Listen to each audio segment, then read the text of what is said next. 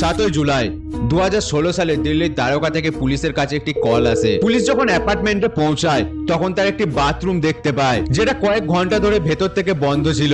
দরজা ভেঙে যখন তারা ভেতরে ঢোকে তখন তারা ভেতরে মেঝেতে গৌরব তিওয়ারির মৃত দেহ দেখতে পায়, যিনি ভারতের প্রথম এবং সবচেয়ে বিখ্যাত প্যারানর্মাল ইনভেস্টিগেটর ছিলেন। গৌরব ভারতে প্রথমবার প্যারানর্মাল ঘটনাগুলোকে বৈজ্ঞানিক পদ্ধতিতে চ্যালেঞ্জ করেছিলেন এবং সেগুলোকে প্রমাণ করার চেষ্টা করেছিলেন। গৌরব এবং তার টিম করিডর ভুতুড়ে অ্যাপার্টমেন্ট থেকে শুরু করে ভানগড় কিলা এবং কুলধারা গ্রামের মতো ভয়ঙ্কর জায়গায় 6000-এরও বেশি ভুতুড়ে এবং রহস্যময় ঘটনার তদন্ত করেছিলেন। এত রহস্যজনকভাবে তার মৃত্যু অনেক প্রশ্ন তুলে দেয়। মানুষ বিশ্বাস করতে পারছিল না যে এটা কোনো আত্মহত্যার ঘটনা এবং তাদের মনে হচ্ছিল এর পেছনে কিছু অস্বাভাবিক অলৌকিক শক্তি বা প্রতিশোধে আত্মার হাত থাকতে পারে।